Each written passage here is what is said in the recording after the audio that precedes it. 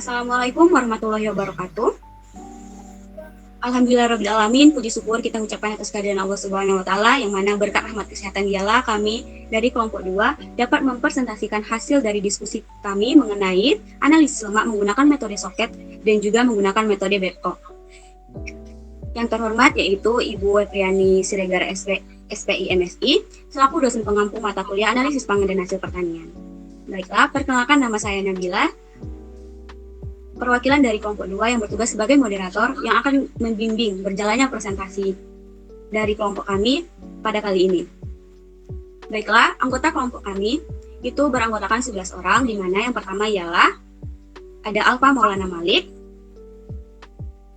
ada Bella Anissa Aprilia, Cici Juliana, Dewi Alia Sungkowo, Elviza Ramadhani, Gedudi Smarta Isabella Tanesi, Muhammad Fadil Arfi, Rizky Setiawan, Wanda Firdana, dan yang terakhir ada Kori Aulia Ikwana. Itulah anggota dari kelompok 2. Selanjutnya masuk ke sesi penyampaian materi. Untuk materi yang pertama itu akan dijelaskan oleh rekan kelompok saya, yaitu Alfa Maulana Malik. Kepadanya waktu dan tempat. Ya, Assalamualaikum warahmatullahi wabarakatuh. Saya Alfa Maulana Malik akan membacakan tentang analisis lemak, yaitu analisis lemak merupakan proses penting dalam menentukan kandungan lemak dalam berbagai jenis makanan dan produk pertanian. Metode analisis lemak yang umum digunakan itu meliputi metode gravimetri, Socklet extraction, dan Babcock method. Analisis ini bertujuan untuk memberikan informasi mengenai komposisi nutrisi yang sangat penting untuk penilaian kualitas makanan serta untuk kepentingan kesehatan masyarakat. Nah, lemak dalam analisis pangan. Lemak dalam bahan pangan adalah senyawa organik yang terdiri dari 3 molekul asam lemak dan 1 molekul gliserol yang berfungsi sebagai sumber energi, kalori, vitamin, dan komponen struktural dalam hemat. Berikut adalah penjelasan dari saya. Selanjutnya saya serahkan ke moderator. Baiklah, terima kasih kepada Alfa. Untuk materi selanjutnya akan dijelaskan oleh rekan saya, yaitu Bella Anissa Aprilia. Kepadanya waktu dan tempat. Baiklah, selanjutnya saya akan membahas tentang lemak dalam analisis pangan. Lemak dalam analisis pangan itu terdapat 2 kategori. Yang pertama yaitu lemak jenuh. Biasanya ditemukan dalam produk hewani dan dapat berkontribusi terhadap peningkatan kadar kolesterol dalam darah. Yang kedua itu lemak tidak jenuh. Ini terdapat dalam minyak nabati yang dianggap lebih sehat dan dapat membantu menurunkan risiko penyakit jantung. Selanjutnya yaitu tujuan analisis lemak. Analisis lemak ini tidak hanya memberikan informasi tentang jumlah lemak yang terkandung dalam suatu produk, tetapi juga dapat memberikan wawasan tentang jenis lemak yang ada pada pangan, seperti lemak jenuh dan tidak jenuh, serta asam lemak spesifik yang dapat mempengaruhi kesehatan manusia, misalnya analisis asam lemak dalam minyak kelapa murni menggunakan teknik derivatisasi dan kromatografi gas yang memberikan informasi berharga tentang komposisi kimia minyak tersebut, yang dapat digunakan untuk berbagai aplikasi termasuk fortifikasi makanan. Selanjutnya saya kembalikan kepada moderator. Baiklah, terima kasih kepada Lia. Untuk materi selanjutnya itu akan dijelaskan oleh rekan saya, yaitu Cici Juliana. Kepadanya waktu dan tempat. Baiklah, saya akan menjelaskan tentang cara mengukur kandungan lemak garis besar bagi menjadi 2, yaitu cara kering dan cara basah. Salah satu cara analisis lemak dengan cara kering sampai 6 jam untuk mencapai 5-6 sirkulasi. Metode ekstraksi dengan pelarut Socklet metode Socklet.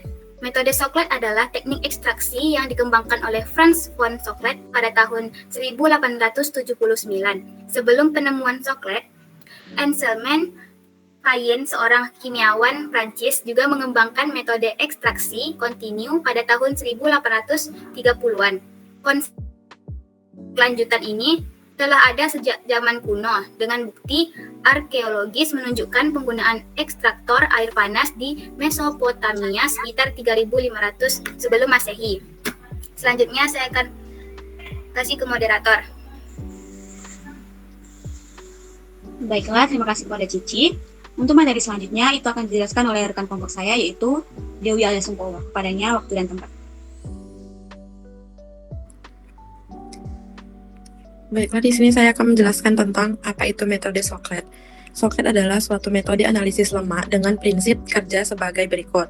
Pada sockletasi, pelarut mengekstrak pelarut pengekstrak yang ada di dalam labu coklat dipanaskan sesuai dengan titik didihnya hingga menguap. Lalu uap pelarut ini naik melalui pipa pendingin balik sehingga mengembun dan menetes pada bahan yang diekstraksi. Pelarut ini merendam bahan dan jika tingginya sudah melampaui tinggi pipa pengalir pelarut, maka ekstrak akan mengalir ke labu coklat. Ekstrak yang terkumpul dipanaskan lagi sehingga pelarutnya akan menguap kembali dan lemak akan tertinggal pada labu. Dengan demikian, maka terjadi daur ulang pelarut sehingga setiap kali bahan diekstraksi dengan pelarut.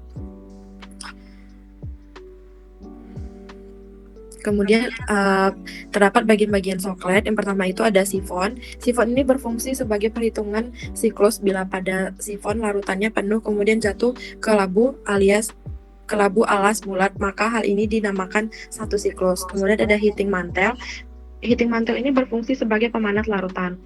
Dan ada pipa F. Pipa F ini berfungsi sebagai wadah yang mengalirkan uap menuju kondensor.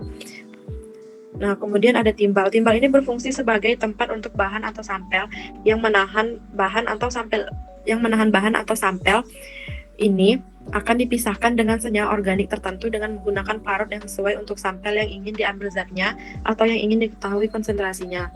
Selanjutnya ada kondensor. Kondensor ini berfungsi sebagai bahan pendingin mempercepat pengembunan pelarut menjadi molekul-molekul air dengan bantuan selang bagian atas dan bagian bawah. Dan yang terakhir ada labu alas. Labu alas bulat ini berfungsi sebagai wadah bagi pelarut dan hasil ekstraksi dari sampel. Sekian yang dapat saya sampaikan, saya kembalikan kepada moderator. Baiklah, terima kasih kepada Dewi. Selanjutnya akan dijelaskan oleh anggota kelompok saya, yaitu Gerudis Marta Isabella Tanesi. Kepadanya waktu dan tempat. Baiklah, di sini saya akan menjelaskan mengenai prinsip kerja Soklet dan faktor yang mempengaruhinya. Jadi dari prinsip kerja metode Soklet itu sendiri, yaitu menggunakan sampel lemak kering yang diekstraksi secara terus-menerus dengan jumlah pelarut yang tetap.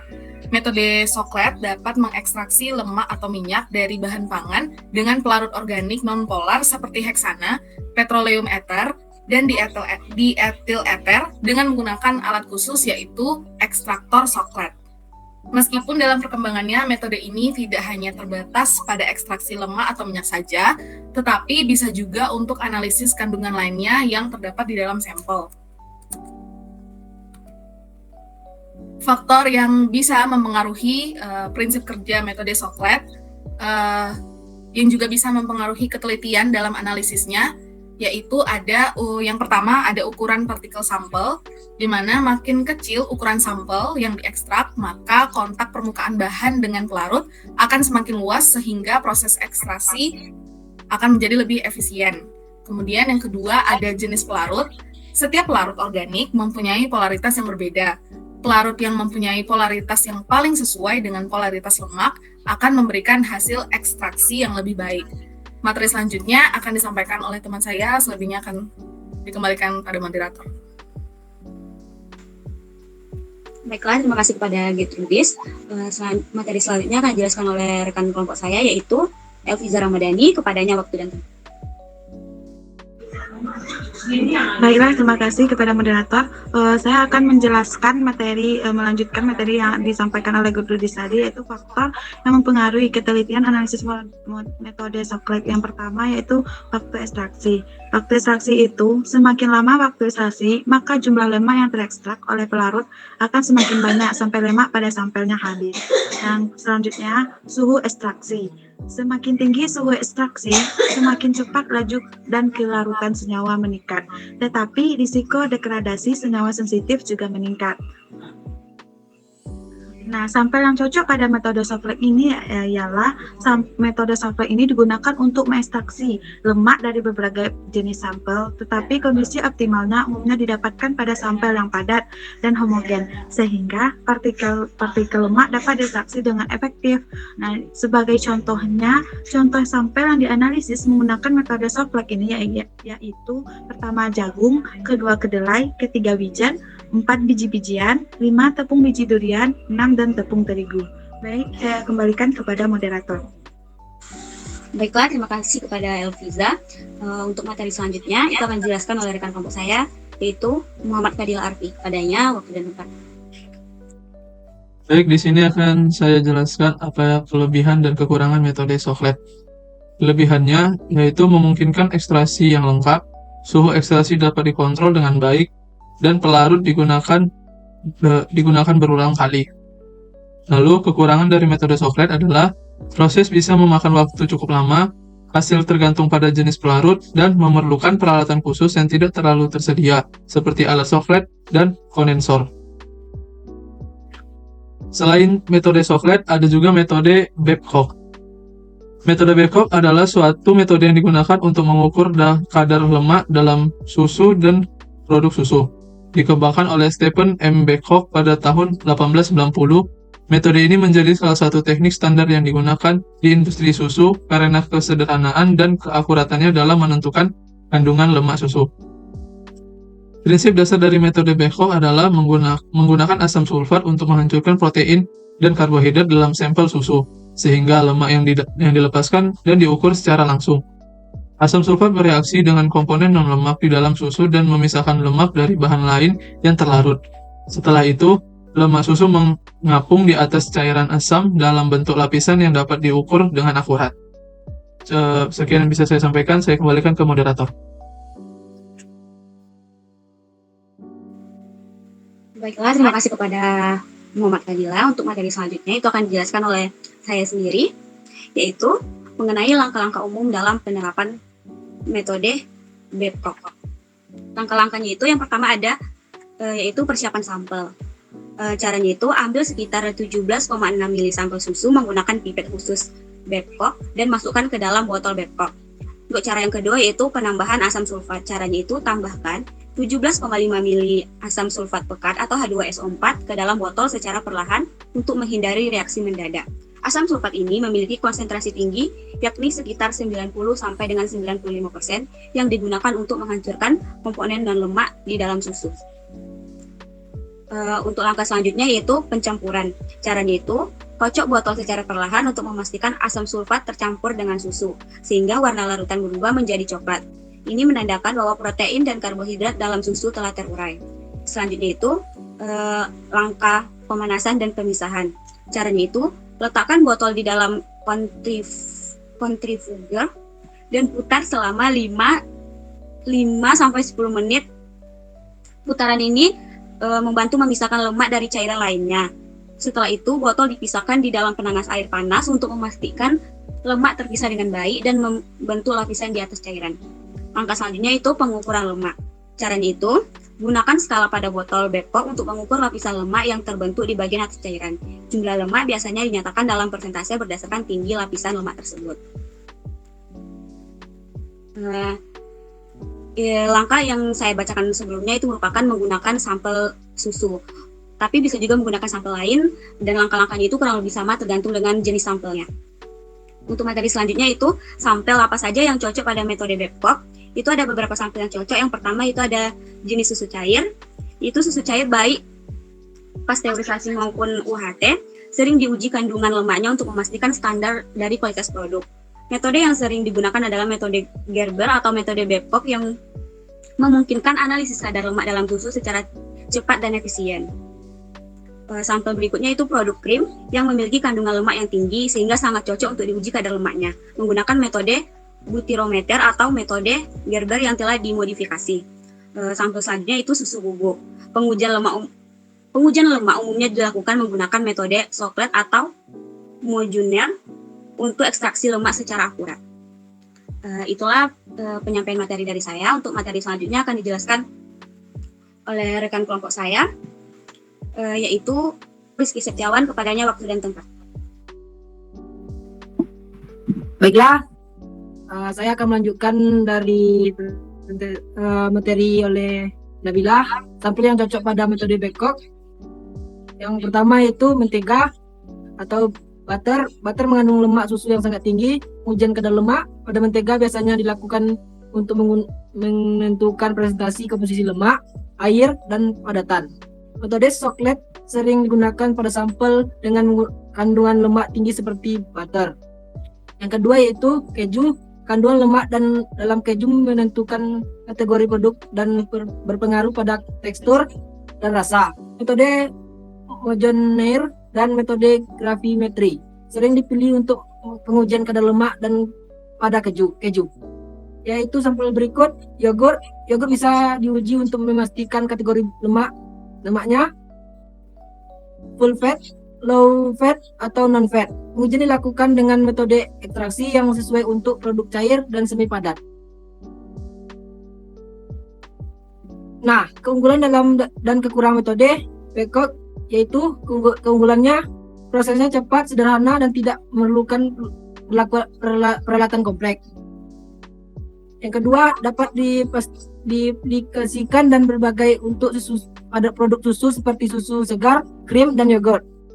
Untuk kekurangan, tidak cocok untuk susu yang sudah dipasteurisasi atau homogenisasi karena ukuran partikel lemak menjadi lebih kecil dan sulit dipisahkan. Untuk kekurangan yang kedua, penggunaan asam sulfat pekat berpotensi berbahaya dan memerlukan penanganan yang hati-hati. Baik, saya akan kembalikan kepada moderator.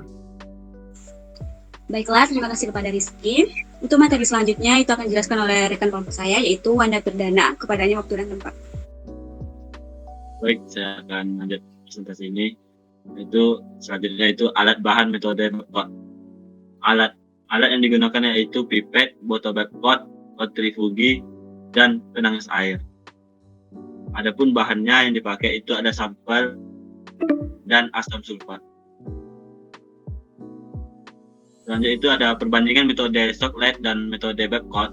Menurut Rahmayanti, metode Socklet menggunakan sampel kering dalam mengukur lemak dengan diekstrak terlebih dahulu dengan menggunakan pelarut dietil ether atau pelarut lemak yang lain. Ukuran sampel, jenis pelarut, periode ekstraksi, dan suhu ekstraksi berdampak pada hasil analisis teknik Socklet. Metode Babcock menggunakan sampel basah yang biasanya digunakan untuk menentukan kadar lemak, susu, dan santan dalam emulsi. Emulsi lemak dipecah dengan menggunakan asam kuat, sentrifugasi, dan pemanasan. Dalam aplikasi industri, Socklet banyak digunakan untuk pengujian produk kompleks di bidang pangan. Faktor-faktor seperti kadar air, waktu, dan biaya juga mempengaruhi pemilihan metode, di mana Socklet cocok untuk sampel rendah air dan membutuhkan waktu lebih lama. Metode Babcock lebih diutamakan di industri susu karena lebih efisien dan ekonomis, yang mana waktu untuk menggunakan metode Babcock ini lebih cepat tetapi kurang cocok untuk sampel tidak homogen atau dengan kadar air tinggi. Itu yang dapat saya sampaikan, kembalikan kepada moderator. Baiklah, terima kasih kepada Wanda. Itulah materi dari kelompok kami. Berikutnya, masuk kita kepada materi yang terakhir, yaitu kesimpulan dari semua penyampaian materi kami. Itu akan dibacakan oleh rekan kelompok kami, yaitu Kori Aulekwana. Kepadanya waktu dan tempat. Baiklah, saya akan membacakan kesimpulan dari paparan materi tersebut. Kesimpulannya adalah metode Socklet dan Babcock adalah teknik ekstraksi dan analisis yang digunakan untuk memisahkan komponen dari sampel. Namun dengan fokus yang berbeda, Socklet digunakan untuk ekstraksi terlarut dari bahan padat, sementara Babcock khususnya untuk menentukan kandungan lemak dalam produk susu. Socklet efektif untuk berbagai sampel padat, sedangkan Babcock paling cocok untuk sampel cair seperti susu dan produk turunannya. Kelebihan Socklet mencakup efisiensi ekstraksi, sementara Babcock dikenal dengan kesederhanaannya dan kecepatan analisis.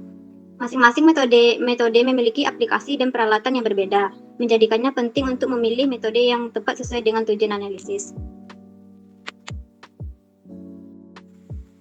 Baiklah, terima kasih kepada Kori. Berikutnya kami tampilkan daftar pustaka atau sumber materi yang kami dapat mengenai analisis lemak menggunakan metode Socklet dan juga metode Babcock. Oke, itulah penyampaian materi hasil diskusi dari kelompok kami, yaitu kelompok 2 mengenai analisis lemak. Sekian dari kelompok kami. Jika sekiranya ada kesalahan dalam penyampaian materi, kami mohon maaf.